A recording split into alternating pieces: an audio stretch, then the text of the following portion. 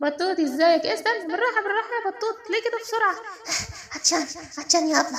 طيب اشرب بالراحة، من السنة ان احنا نشرب على 3 مرات.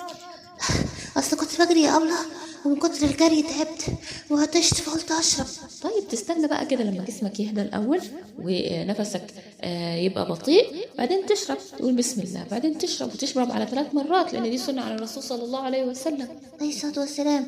من السنة ان احنا نشرب على 3 مرات، وكمان ما نتنفس جوه الحاجة اللي بنشربها. عايزة اتنفس، ابعد الكوباية او الاناء اللي بشرب فيه وبعدين اتنفس. في حديث عن سيدنا انس رضي الله عنه قال: كان رسول الله صلى الله عليه وسلم عليه الصلاه والسلام يتنفس في الشراب 3 ويقول: إنه أروى وأبرأ وأمرأ. يعني ايه يتنفس في الشراب 3؟ يعني مش المقصود ان هو بيتنفس جوه الحاجة اللي بيشربها، لا.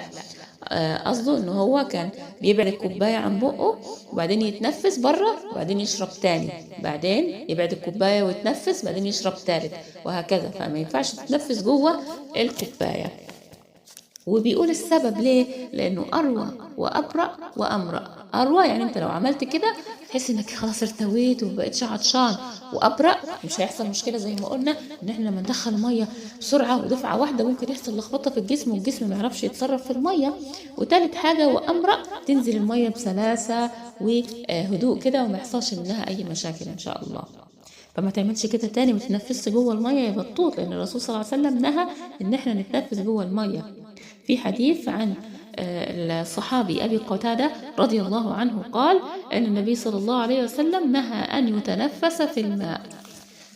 يعني يا ابله حرام ان انا اتنفس في الميه واشرب مره واحده؟ لا يا بطوط، أنا قلت نهى. يعني ايه نهى؟ يعني إن الحاجة دي لو عملناها ممكن تسبب لنا مشكلة وضرر، فالرسول بيمنعنا ان احنا نعمل الحاجة دي عشان ما تضرناش بس. لكن لو عملناها يعني ان شاء الله ما فيش حرج او ما فيش مشكلة. لكن احنا سيبنا الاحسن، سيبنا الافضل. ايه الافضل وايه السنة وايه الاحسن؟ ان احنا نشرب على 3 مرات، وكمان ما نتنفس جوه المية. وكمان من السنة